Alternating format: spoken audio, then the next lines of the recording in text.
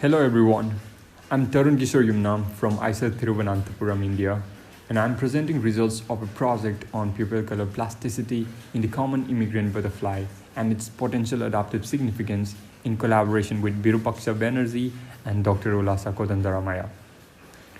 Pupil color plasticity is a type of phenotypic plasticity where the pupa usually exhibits either green or brown form. Many environmental factors such as substrate color, light-related parameters, temperature, and photoperiod can influence this plasticity. Studies have shown that pupil color plasticity can be adaptive where the pupa can better match the background it is viewed against. Here, we used the common immigrant butterfly Catopsilia pomona to test certain hypotheses on pupil color plasticity. Catopsilia pomona is a tropical butterfly which is spread across South and Southeast Asia and Australia. On completing larval period, individuals pupate either on the underside of the host plant leaf attaching along the midrib or away from the leaves such as bark and ground. By collecting pupa of this butterfly, we asked whether Catopsilia pomona exhibit continuous or discrete pupil color plasticity.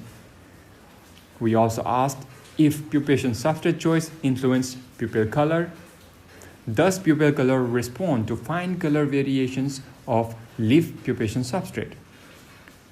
To answer this, we collected wild pupa from IISER Thiruvananthapuram as well as from lab populations. Most of the earlier studies have used a subjective discrete classification of pupil color, which may ignore a continuous phenotypic response. So, here we quantified pupil color objectively as greenness index using the RGB values of pupa with the formula given here. We also measured leaf substrate properties such as leaf length to test their influence on pupil color. First, we found that the pupil color expressed by Catopsilia pomona is continuous, not discrete in both wild and lab populations. Pupil color plasticity in this butterfly was strongly influenced by the type of pupation substrate. Pupa formed on leaves were greener, and pupa borne on off-leaf substrates such as soil and tree bark were browner. That is, the color of the pupa was strongly influenced by the color of the pupation substrate. Similar results were found in both wild and lab populations, supporting the hypothesis that pupil color plasticity may have an adaptive function through background matching the substrate, either it is leaf or off-leaf. Since pupil color varies continuously, we question if leaf substrate properties can influence the color of the pupa choosing leaf substrate. We found that the total midrib length, a proxy of the leaf size, significantly influences color of the pupa formed on the leaf.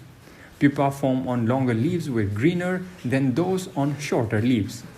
We also found that pupa formed on thicker midrib were significantly greener than those on thinner midrib. Midrib length and thickness vary as the leaf ages, so does the color of the leaf. This leads to our next question. Does pupil color respond to the fine color variations observed across different leaves? To answer this, we measured the color of the leaf as well as the color of the respective pupa found on the leaf. And we found that the color of the pupa positively correlates with the color of the leaf on which it was found. Such response lends strong support for a potential background matching strategy, underscoring further research in the light of predation.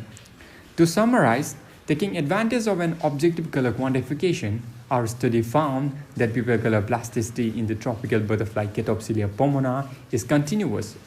This plasticity was significantly influenced by the pupation substrate choice. Pupa on leaf substrates were greener, and pupa on off-leaf substrates like soil were browner. Pupil color was also influenced by leaf properties such as leaf length. Pupa can also modulate their color in response to the fine color variations in the leaf substrate.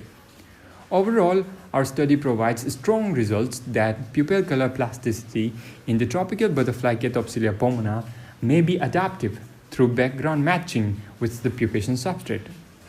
With this, I would like to thank IISER Thiruvananthapuram and CSIR India for providing funding and members of the Banerjee lab for their support during the project. Thank you all for joining.